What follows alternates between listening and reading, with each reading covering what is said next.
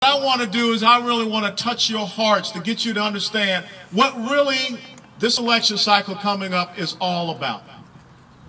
We're sitting here, and Rose described this as the field of dreams. And if you remember in that movie, The Field of Dreams, there was that whispering voice that said, if you build it, they will come. See, 236 years ago, some men sat around and they thought about a land of dreams. And they thought about a place where the individual and their rights and freedoms would be preeminent. They thought about a place where there would be liberties and freedoms. They thought about a place that could be a republic. And somewhere, someone whispered a simple dream. And these words, if you build it, they will come. And so 236 years ago, a great Virginian sat down at a desk and he wrote some incredible words. We call that now the Declaration of Independence. He talked about a place where all men are created equal. He talked about a place where the unalienable rights of you as an individual, of life, of liberty, of the pursuit of happiness, they don't come from man. They don't come from government. They come from our Creator. And therefore, coming from a Creator, they cannot be taken away from you. That is your relationship with Him and Him only. And notice I said the pursuit of happiness, not a guarantee of happiness.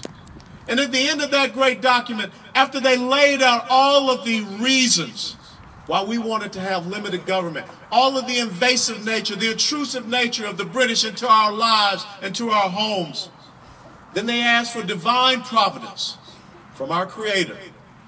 And they pledged three things. They pledged their lives, they pledged their fortunes, they pledged their sacred honor, that this land of dreams that they were attempting to build would last for generations upon generations. And those simple dreams, those simple thoughts were heard all around the world. And all of a sudden people started to come to this land of dreams. Because when you come to this land of dreams, you're rewarded for your own perseverance. You're rewarded for your own drive, determination. You're rewarded for your own investment, your ingenuity, your innovation. You're rewarded because here in this land of dreams that we call America, it's about your individual sovereignty. And that is why we are gathered here on this field of dreams, to make sure that the fundamental principles upon which they built this great nation, of limited government, of fiscal responsibility, we cannot continue to live in this land of dreams where we are $16 trillion in debt.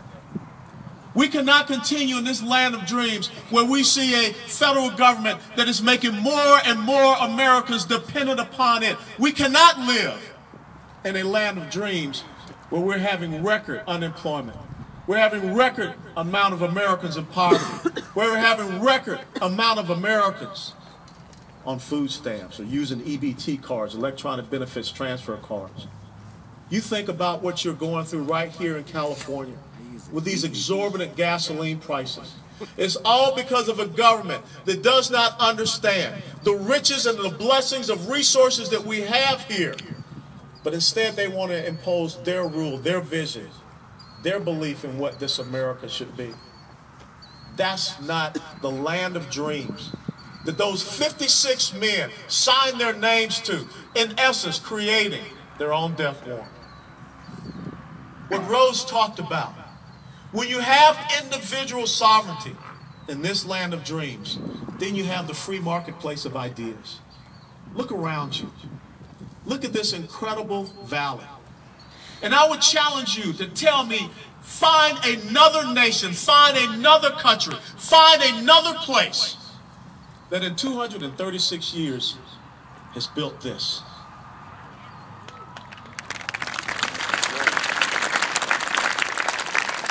It exists because free people came here. Free people came here and understood that one simple thing. I can be all that I can be. I can have that dream of a business and I can grow it. I can then, if I work in a certain business, I can go out and I can create another business and I can grow it. But when you have this onerous tax and regulatory environment, when you have this sense of crony capitalism that is existing out there today from this federal government, well, all you have to do is go and watch the movie that just premiered yesterday, Friday, Atlas Shrugged. Yeah. And it tells you exactly what happens when onerous tax and regulatory policy, when the government becomes greater than the private sector, when they believe that they're the venture capitalists, when they believe that they're the supreme author of your destiny and direction, then producers will stop producing. When you grow the welfare nanny state, the people that wake up each and every day, that work so hard, will stop producing. That is the essence of what Ayn Rand talked about in her 1950s book. And that's what you need to go see. What she talked about, what happens when the land of dreams is crushed by people that want to have one simple thing: their own central control and power over your lives. That's why you are here. That's what you are fighting against. And see, even if we get everything perfect, even if we get everything correct, we restore our economy, we go back and we look at our energy security and we promote the full spectrum of our resources here so that we reduce that burden upon you at the gas pump. Our greatest responsibility is to keep you safe.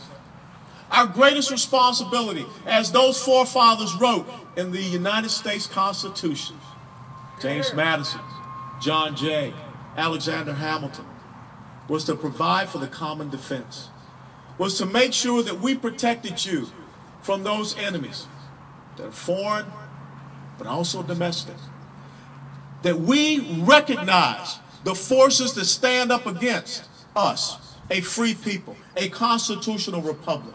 But when you think about what we're about to do to our military with this thing called sequestration, the fact that we're about to put 200,000 men and women in uniform out of the military, the fact that we're about to take our Army and Marine Corps down to 1940s level, our United States Navy down to 1915s level, our United States Air Force will be the smallest Air Force since we created the modern United States Air Force, because we're going to get rid of 9 tactical fighter squadrons. What message do we send to our enemies about our land of dreams? That we don't want to defend it. And therefore, on the 11th anniversary of September 11th, you saw exactly what happens when you abandon Ronald Reagan's simple premise of peace through strength. When all of a sudden you take the concept and understand that weakness is provocative. Great men and women built this land of dreams. Great men and women like my parents, born in 1920 and 1931 in South Alabama and South Georgia. They would have never thought that in 1961, when their son Alan was born, that one day he would rise up to have retired from the United States Army as a lieutenant colonel and then become a United States representative and represent the highest per capita income zip code in the United States of America. That's what the field of dreams, that's what the land of dreams is all about. Each and every one of you has stepped up and taken the bat, and you've knocked it out deep center field.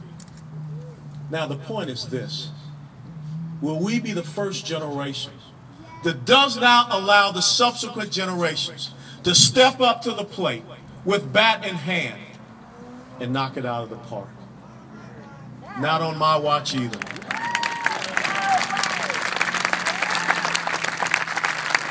My challenge to each and every one of you today, I don't want to hear you whining about I'm out in California. Because the great thing about paratroopers, when you go back and you look at what paratroopers did the night before D-Day, they jumped in behind enemy lines. They took the hardest mission. And many of them were told to hold until further relief. Hold this bridge, take this field, take this town. And even when they were dropped at altitudes below the proper drop zone levels, many of them landed, as you saw, without their weapons, without their equipment. Many of them were scattered all over the place. But you know what they did? Where they landed, they fought. They provided confusion to the German army because they organized themselves and they understood one simple thing. I was given a mission. Ladies and gentlemen, your mission is very simple. Your mission is to make sure that home plate is dusted off for the next generation.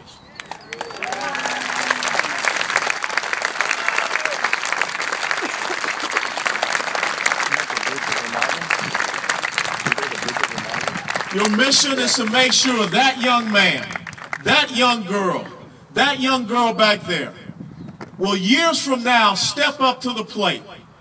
And when they crush that ball, they will hit first base, they will hit second base, they will hit third base, and they will round and they will put their feet on home plate and score another run for these great United States of America. That's your challenge.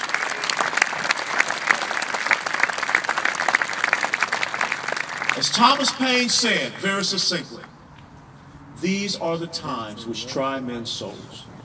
When the summer soldier and the sunshine patriot will in this crisis shrink from their duties. But to those who will make a stand, they will gain the love and admiration of all men and women. The question that you have to ask yourselves between now and the 6th of November and continuing on, when you look at yourself in the mirror, was I a summer soldier? Was I a sunshine patriot? Or did I make a stand to gain the admiration of subsequent generations? So that when the history books write, the history books will say, on the 6th of November of 2012, the American people once again remembered what the land of dreams was about. They remembered their fundamental principles of limited government and fiscal responsibility. They remembered the great blessing of liberty that says it's about their individual sovereignty. They restored the freedoms of their free market. They stood for their traditional cultural values. And they made sure that the walls that protect the longest running constitutional republic that the world has ever known, they stood as watchmen on the walls to secure those freedoms and liberties for future generations. That's what you have to ask yourself. That's what has to be in the history books. And I want to thank you for having me out here. But every day, dust off home plate and make sure that the land of dreams that you built is passed on for our future generations. God bless you all and God thank you.